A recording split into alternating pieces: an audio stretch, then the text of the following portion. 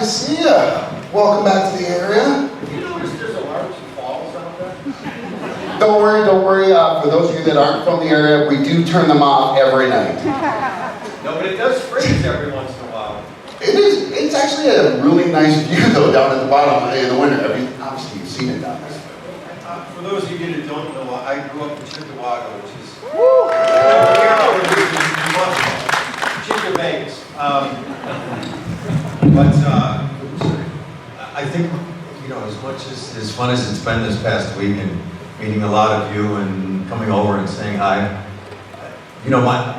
my highlight has been I've been getting up at like 6:30 and there's nobody down by the water's edge along.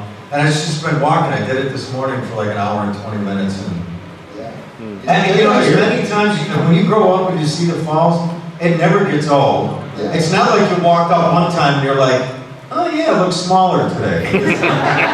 No, it's the same size. It looks pretty impressive. What do you find that in your life now that is that thing, that is the Niagara Falls that, from the outsider's view, we'd be like, oh my God, that is amazing. What a wonder of the world. But now to William Fichtner has become, oh, well, I live here, so it's kind of commonplace. What is that for you? Is there anything that kind of springs to mind? Tell me the question again. You got me lost there. I know. I got myself lost there. No. I'm just asking if there's anything in Hollywood or in your life now that before you got to this point that you would have been, I guess 20 years ago, 40 years ago, that you would have been like, oh my God, I can't believe I'm doing this now, but it's commonplace now for you. Well, not even sure of the question yet. But I got an answer. Let's just put it this way: every time I see the falls, and especially at night when they put the lights on it, I look forward to the day when I see the falls all lit up, and it's got like Buffalo Bills Super Bowl champions. That's what I want to see. I can even go with Sabres Cup champions. It's okay. The Sabres have an average age right now of 13 and a half. So it's going to be a few years. But I never give up. I love when people say to me, like, are you still a Bills fan? I'm like, what's wrong with you? Come on. Once a fan, always a fan. I've been a Bengals fan for 40 years. A what fan? Bengals fan. All right, so I'll turn around and It's not that. I'm a Vikings fan. It's not much better. Vikings is much better though. I'm Which sorry. one? Minnesota. Yeah. So we have 0 Super Bowls. Zero Super Bowls and over. I always say if the Bills and the Vikings play in the Super Bowl, it'll be the first ever earthquake that ends it all. They just be like, yeah, no contest. We got Bengals, we got Vikings, so I'm just going to talk to you now. Go Sabres. Now, we all know about, I don't know if everybody does, but it's been well documented about your start. You didn't go into college to become an actor, and it was, you had to take an elective, and it had to be liberal arts, am I right? Well, I was a criminal justice major. I have a bachelor's in criminal justice, and then when I was a junior, I had to take one fine arts course. So admissions counselor said, you need one fine arts course. And I said, well, what's that? And he said, anything, any theater, music, so I took an improv class. And, I loved it. I never really saw play in high school. Because as soon as we got close to the auditorium, I went right out the exit door and we wouldn't play hockey. But I took this improv class and it was, I just had such a great time in it, and the teacher was really supportive. And then I graduated with my criminal justice degree, and I thought, what a beautiful, wonderful day. I'll never do this. And I wouldn't back up to 4 years. I had the best time. I just took a shot. And is it true as well that your teacher taught you to like drop in some of your main courses, or at least picking up some other electives? Well, I still had electives left, and the teacher of this improv class said to me, Sally Rubin was her name, and she said, you should take other acting classes, and I still had some electives, classes you could take anything you wanted, and so I started taking the other theater classes that they had, and then eventually, like I said, graduated in the summer of '78, and took a shot. I auditioned for a very old famous acting school in New York called the American Academy of Dramatic Arts. And I got in and sold my pickup truck and took a bus to New York. There you go. And then I waited a lot of tables. A lot of tables. Well, right, because it's never, well, I should say it's never instantaneous, but that is the rarity in making it in Hollywood, is that instantaneous stardom. You paid your dues as well, and you did one of the, what I think is one of the hardest jobs in the world for any actor, and you were on a soap opera. Can you talk to us about, because it's different, I don't think people understand the intensity of having to be on set every day and having those lines every day and having to have those big dialogues. Well, I'll give you an example. Let's say like a big studio film that shoots over 4 or 5 months. To shoot an hour worth of or 45 minutes worth of footage for a film, that could happen over 2-3 months. A small indie film, 2 to 3 weeks you could shoot an hour of film footage.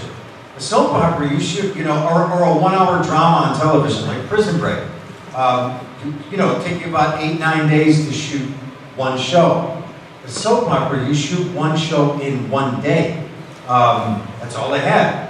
So, know your lines, which basically said the same thing for 3 months and then they changed it. I literally was in a scene one time where the camera would go from a group talking over here, and I looked at the girl, the other actress in the scene, and I said, I forgot my line. She goes, I don't remember your line. I'm like, I forgot. But I basically said the same thing for the last month. So when the camera came over, I was like, I still don't think she likes me. And she goes, I don't think she does either. And they were like, cut, that's a take. All right, I was in the ball game. That worked. That's great. I mean, and it just seems that it's such so much pressure, like you're saying, but it's funny to hear you say that you kind of get away with that. Like, it makes you wonder how much attention the writers were paying, or how much they were paying attention to themselves. Yeah, you were on there with Julianne Moore as well. You've had like a cavalcade of who's who of actors and actresses. Is there anyone that stands out to you where you're like, oh my God, I still can't believe I was just hanging out with fill in the blank? Most of all, I'm sure I've worked with, big movie stars, great character actors. But there's so many people that I've appreciated their journey. I love being on set and watching someone do something and think. And I'm not a critical guy. I'm critical with myself. I don't really care watching myself. But I love watching other actors. I'll give you an example. I remember. I don't know Chris Nolan well, but he asked me to do this cameo in the beginning of The Dark Knight, just that little bank manager scene. And I remember, it was the first 2 days of photography on the film, and I remember when Heath Ledger came out in his makeup and everything, and we just rehearsed the scene, and I watched him and I thought to myself, that's pretty freaking good. I loved what he was doing. So I've been fortunate and I love watching, and then and then I worked on the show Mom for a few years, and and it's so funny because when it came along, when I moved to New York in the late '70s after college, we got to know all the young actors that were around and trying to get a job, and none of us were, and waiting tables and that. So I met Allison Janney back in the mid '80s when we were kids. So then fast forward all these years, and when Mom came along. It was like my house, and she was just someone that, when you know somebody for 40 years and then you spend time with them, it's just a joy. And you guys had great chemistry on Mom. Yeah, thank you. Yeah. Well, because you guys, like we were talking about earlier, you could have had a spin-off of your own, and it seemed like a couple seasons. We had last 2 seasons without Anna for the last season. But I love when the directors used to go to Alice, and this happened a few times where she'd come walking in on the scene, which was always great. The best part about working on Mom was fun to rehearse it and everything, but it's a real writer's medium. They're very specific, They wrote it a certain way, they want you to say it a certain way, but when Friday night comes along and it's in front of a live audience, there's 350 people in a theater, and then you got the crew and all the cameras and the people and the lights and everything, then Then the evening belonged to the audience. And you could stretch things out, have some fun, improv a little bit, not too much, but if you're going to improv, make sure it's really funny. But they used to tell Allison things, and she would walk into the set without telling me. And our director, Jamie, used to go, well, just don't mention it to Bo. Sometimes she'd walk in, and I'd be sitting there on the TV and on the set, and she would walk by and just go. And I'm like, okay, all right, nobody said anything about that, but it's okay, it's going to look really good on me. Now, you worked with that. Did you work with Allison on The West Wing as well? And have you guys seen that, when, him on The West Wing as well? Because that is one of the best arcs I saw on that show. Yes, but I actually didn't work with her on that. It was more with Glenn Close, and but it was, I don't do a ton of guest spots, but I remember that, my agent sent me that script and said, what do you think about this? And I read it, and I'm like, I'm in. Yeah, I'm in. I really like that.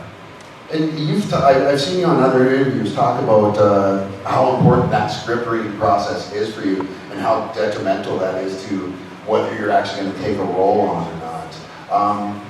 Where did that come from? Was that some kind of training, or was that something that you learned from just kind of trial and error? Honestly, I've always felt like people say, do you just want to do action? I like doing everything. But, if I don't believe the script, or it's a bad guy for the sake of being a bad guy and he has no redeeming qualities. I just got offered a script a couple of weeks ago, and I really like the story, but the role itself, I wouldn't know how to play it. I try to find things that, even if it's a character that's rough in nature, you try to find things that, what makes a character real? What do they care about? And then you can make it a real person, no matter what they do. But sometimes that's not part of it, and and then I just don't. You know what it is? The bottom line: if I don't believe in something, I have a real fear that I won't be very good. And not that it's not like I watch things I do and I'm like, damn, I was good. It's not my thing. My best buddy, I'll ask him. He'll go to work one day and come back home, and I'll go, how'd it go today? And he'll go, I was brilliant. and he was. I know he was. And he'll go, how'd it go for you today? And I'm like, I don't know. I think that's good.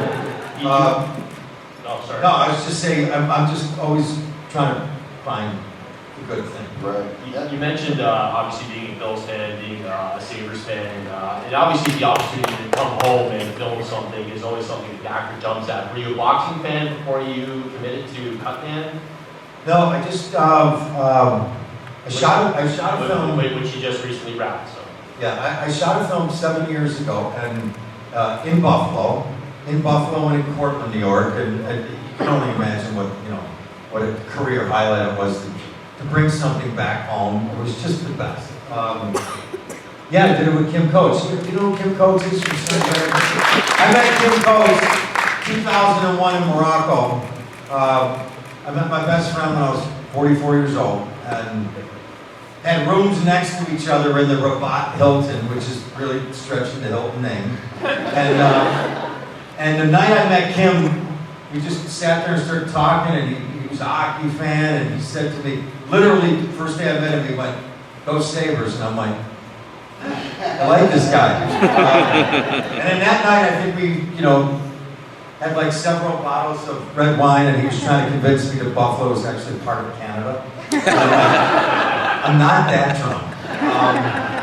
But I did work on a film this past spring, and it shot in Buffalo. The smallest budget film I think I've ever worked on.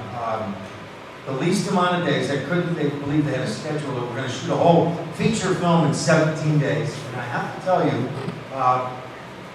I think it's my favorite thing that I've ever done.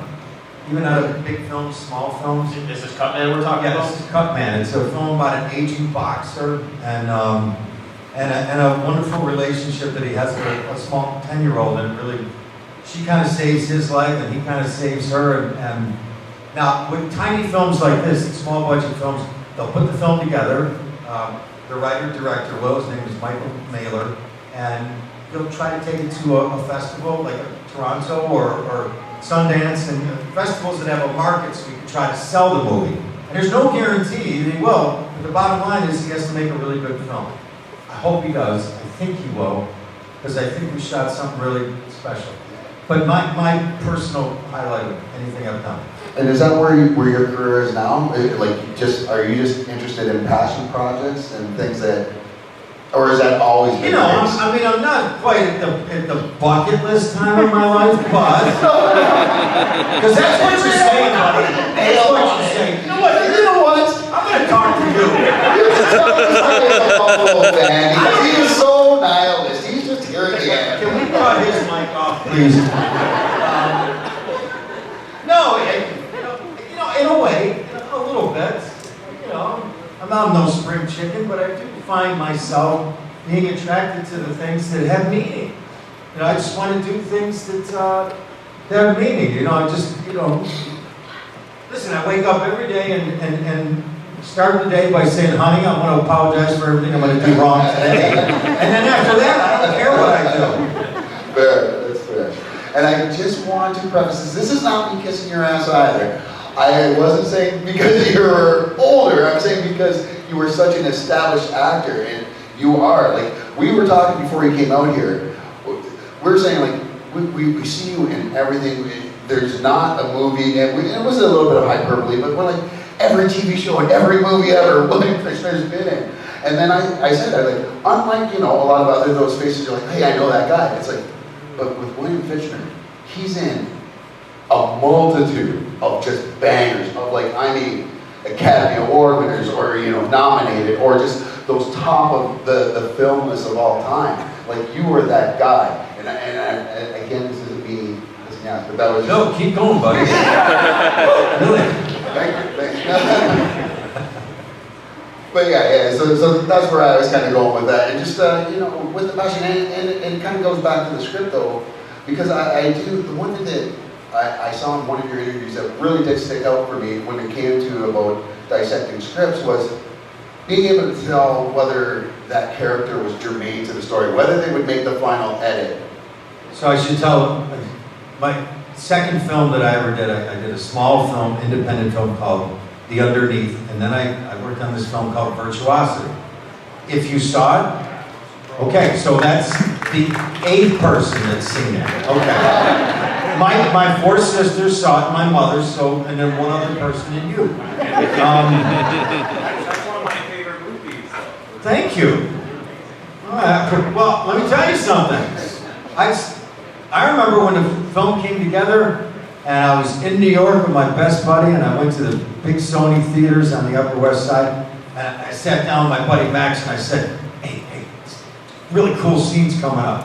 And the movie's playing, and this scene wasn't in there, and I'm like, they must have moved it or something. but there's another one. Oh, wait, watch this right here, another scene. Yeah, it didn't make it either. And about 80% of what I shot for that film was not in the film. And I remember I was just like, wow. So the next film that came along was the Pacino De Niro film, Heat. And my agent said to me at the time, listen, it's only 5 scenes. It's only 5 scenes in the film. And it was a huge, long, 170-page script. And I read it, and I called my agent back, and I said, but it's 5 scenes you can't cut out of the movie. They're consequential to the movie. They're part of the storyline. And even to this day, I mean, I read something a couple of years ago that I thought was a really interesting script. And I called my agent back, and I said, it'll never make it in the movie. I'm telling you right now, it's inconsequential to the storyline. Has that movie come out yet? I don't care. I don't care. Fair. I was going to watch it, but then I had to cut the lawn. So I'm that kind of guy. Yeah, no, I get it. I said to my wife, I'm like, do you know who I am? She's like, yeah, take the garbage out. No respect. Well, and where's your wife from? She's originally from Massachusetts. So she's a Bostonite. Like, she's a Boston fan. She was a Patriots fan. It took me like 15, 16 years to bring her to the light. I brought her over. Now, did you bring her over? Was it just in time for the Patriots dynasty? Again, I don't want to talk to him. I can't talk Barnabas. Can't somebody else come up here and talk to me? This is the Somebody else come up Oh, here. now that does bring up a good point because we are getting a little pressed for time. If you guys do have questions, you're gonna go right up here to, there you go, all right. Liking it. Here we go, brother. Hi. My question is, you've done dramatic roles, you've done comedic roles. Which are kind of your favorite? You kind of touched on that earlier, and why? You know what? You know, honestly, kind of like I said a few minutes ago, I like it all. I really do. I don't pick things for that. You know, pick things that, and sometimes in my life I've been a little more picky and choosy than I really kind of had a right to. But you just find the things that are exciting. And you know, like when Mom came along, I was like, it's really, you know, I love this. I want to do that. But you never really know. And it's such an individual thing, and it always was for me. You're welcome. Got a question? Can you hear me now? Yeah. Okay. 2 questions. The first question is, out of all the actors or actresses you ever worked with, who was your favorite? And also, if you were to pick any character, superhero character, who would you feel would be the best person that would fit your role? And yes, I got your question. I'm not sure what the second question meant. All the superhero, all the movies like Marvel Yeah. and DC, which character would you feel would be the best person to suit your character? Honestly, I don't watch a ton of things, and I don't watch a lot of things that I'm in. And I haven't seen a lot of Marvel or DC. Yeah, you saw Batman. He was in Batman. Yeah. I think so. I saw some of it. Some of it. The opening was really good. Yeah. Opening was really freaking good. No. But favorite actors that I've worked with, you know, like The number one. Probably my best buddy Kim Coates. You know, I've worked on a lot of things with Kim, but I got to tell you, I've had the pleasure of. Don't clap for him. Oh, no, His ego is out of control Right now, right now. he's wherever he is, he's like, Kim Coates is a legend here. I felt the vibe. People were thinking about me.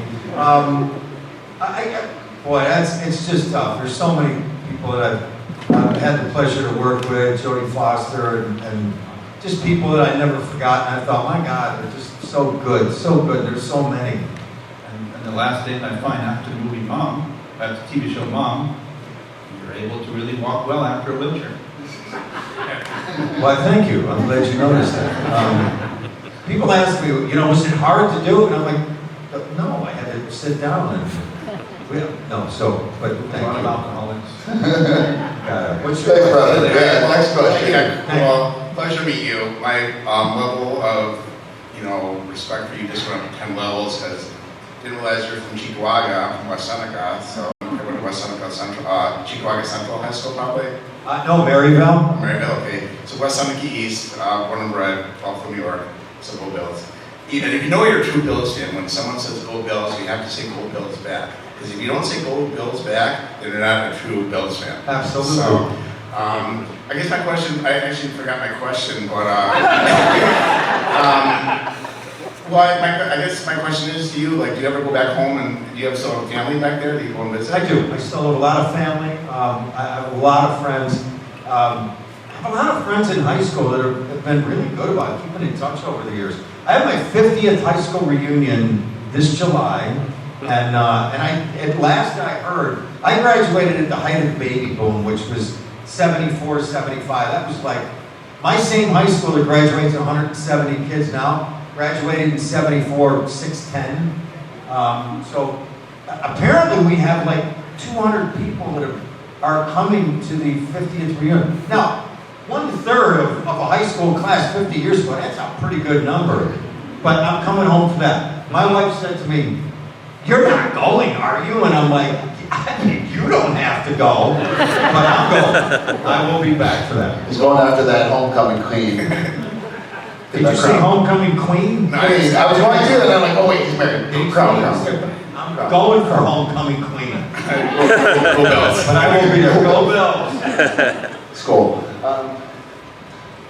Morning, William. I have two questions for you. First question is, out of all the films you have worked on in your career, what is your favorite one you've done? And second one is, how was the experience on working in The Longest Yard with Adam Sandler? That's a great question. The only one that saw that? My sister saw it. I had a great time on, who doesn't want to work on a football movie? I'm such a football fan.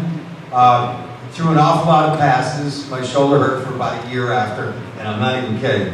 My favorite memory of working on Longest Yard was? I never take my kids to set that much. I always wanted them to think, not an actor, I'm dad. So my older boy, who was 32, he was about 8 or 9 when we were making The Longest Yard, and I took him to set. I took him to Santa Fe where we were shooting, and just wanted to show him around a little bit. And so we're walking towards the trailers and that, and I mentioned to Adam the day before. I just started working with him a couple of weeks. Don't really know Adam that well yet, and I told him that my son Sam was coming the next day. And as I'm walking through the trailer, Adam pulls up in a golf cart, and he's like, "Sam, come on, hop on. We got things to do." Sam hopped on the cart, and away they went for like 45 minutes. And Adam showed them all around, and you know what? When somebody does that with your kid, that was my favorite memory of working on that. And your favorite film you've done in your career? Favorite film? It's another tough one, some of the ones based on true stories like Perfect Storm or Black Hawk Down have a lot of meaning, because you're really honoring a lot of people that, really went through these things. They always stand out. And to tell you honestly, this little film that I just did in Buffalo called Cupman, and I hope it works, I might put that at the top of the list. I think Armageddon's the best one you've done. Thank you very much. Well, hey, listen, somebody had to save the planet. And it might as well be a guy from Maryville. Yes. Hi. My quick question is, you work with tons of different actors and actresses. Who do you still want to work with and why? So the list is so long. I'm such a fan of. I can't even think of one person off the top of my head. There's so many people out there that I hope I get the opportunity. And then we were talking about if you're going to be in a Marvel movie, maybe. Like, I would cast you as Senator Kelly. Now, you may not know who that is, but he's I do not. He's the mutant heavy politician that hates the X-Men. So you'd be like the heavy against the X-Men. And would you do that? Probably. Because there's a paycheck. It's Marvel one. Wait, Right? that was a question, and then you answered it for me. Pretty good, right? I mean, thank you so much. I'm glad I expressed myself. You just proved right there that Han definitely shot first. We're pretty efficient in Canada. All right, over here. Yes, sir. Hello. When Kim was here, he mentioned the training you guys did for Black Hawk Down. Do you have any memories from that? I have a tremendous amount of memories of that because Kim, we got to train over in Morocco together. But before we went to Morocco, we went to an army base here, a special forces unit. And you ever hear those things like fantasy baseball camps where people pay and they go to play? And I'm sure they do it in hockey too. And you play with your former stars, and it's kind of cool. And you dress up and get out there and play with them. This was like fantasy camp for like special ops. They were letting us do things that all I kept thinking was, if the insurance company knew what they were letting us do, we would not be here right now. But the best part of the whole training experience is that we had real guys that were really there when the event happened, and they were with us to be like our tech advisors. And when these guys are all looking at you at the end of training and straight in the eye and they're saying, please, get it right. You want to get it right. You want to honor them, and that was really special. Yeah, thanks, man. Hi, I have two questions, and they're both very different. My first one's about TMNT. There's a lot of rumors that you were supposed to be Shredder initially in that. Was there ever a version of the script that you got where you were the Shredder, and that changed, or was that never true? I'm going to, listen, it's a very long story that I will make very short. We shot that film 4.5 months. 6 months later, I was living in the Czech Republic, and I got a call that they wanted to do some reshoots. It's a true story. Came back to the States, and I said, you know, you never know, they might be adding a scene or they want to tweak something. I shot for 3 solid weeks, Monday through Friday. Whoever looked at the film decided this is a little too dark in nature, so we're going to change it. And I reshot 95% of what I already shot. And the film that came out is the one that we reshot. But all I can say is, my opinion, the film that we originally shot, that was really incredible and dark and odd and beautiful, and that's not the movie that ended up on the screen. The one that we reshot ended up. And I personally like the one that we shot the first time. So we're never going to see that version of it then? You will never see that. You have a better chance of seeing Batgirl. Oh, yeah. My other question is about Drive Angry. What was it about that movie that attracted you to the role, and what was it like working with Nicolas Cage? Well, Nicholas, it was the first time I met him, and he was, you know, a gentleman and very kind. But when I read the script for the first time, I met Patrick Lucier, a Canadian gentleman from Vancouver, I believe Patrick's from, and he co-wrote it and directed it, and I had a cup of coffee with him, and he said, hey, there's a few different roles in the film, and I said, no. If you want me to be in the film, I just want to play the accountant. Yeah. That was the only role that I really wanted to do, and he was like, great, do it. So that was it. Oh, awesome, thank you. Appreciate it. We got one more question. It's you, buddy. Make it a good one. So good to see you, sir. Thank you. Of all the things, okay, like you're such a big part of our family here. We've been fans for a number of years of your body Thank you. work and that. My personal favorite of what you've done is a TV show back in 2005, Invasion. And we thought you were fantastic. That's why I became like a bigger fan because of what you were doing in that TV series. What a great show. How was it working on that show? I know Sean Cassidy was the creator, I believe. Yeah. Yeah. So what's your feelings about working on that show? So I'm going to be really politically correct. I'm going to be really kind. You know, sometimes you never know how things come together. You really don't. You don't know. You know, I worked on things where I thought, geez, I'm not so sure this works, and then I see it and I'm like, wow, that was pretty good.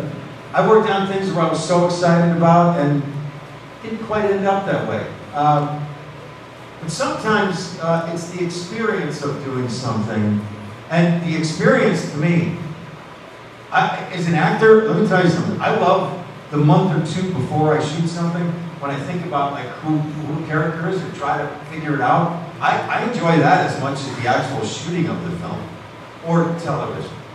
But when it came to Invasion, it wasn't a real highlight for me. And all I will say is this: that I remember the days. True story.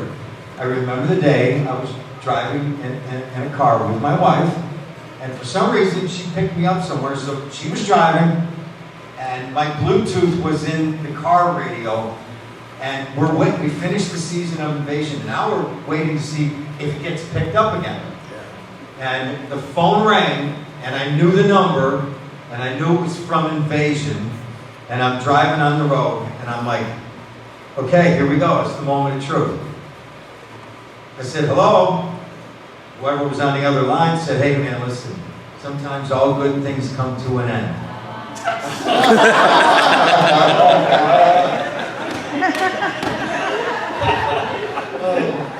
Fast forward to that evening, sitting in my backyard, And my wife opened the window in our house and she said, would you turn that music down? I was out there having a party by myself, celebrating the fact that I would never do another episode of Invasion.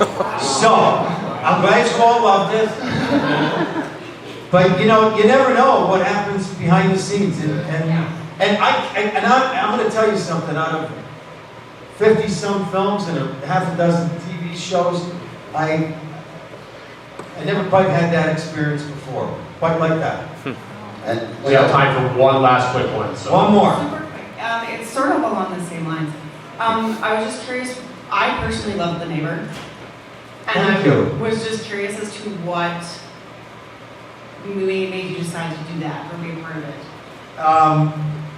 Because I read the script and I said to the director, I'm just, I don't know, I really get the guy.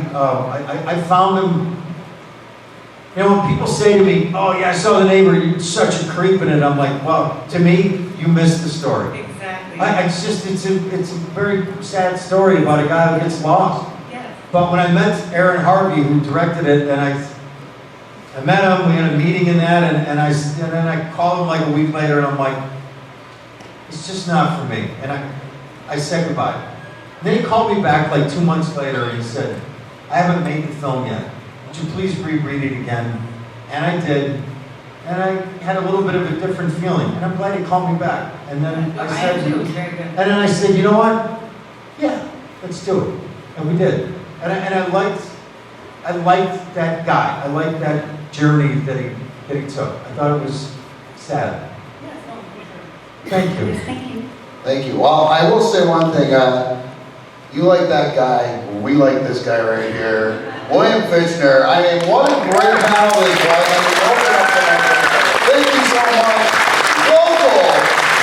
Thank you so much. Just got one more thing to say. Go Bengals, go Vikings. Score! I'm going to give it to them. Well, we know.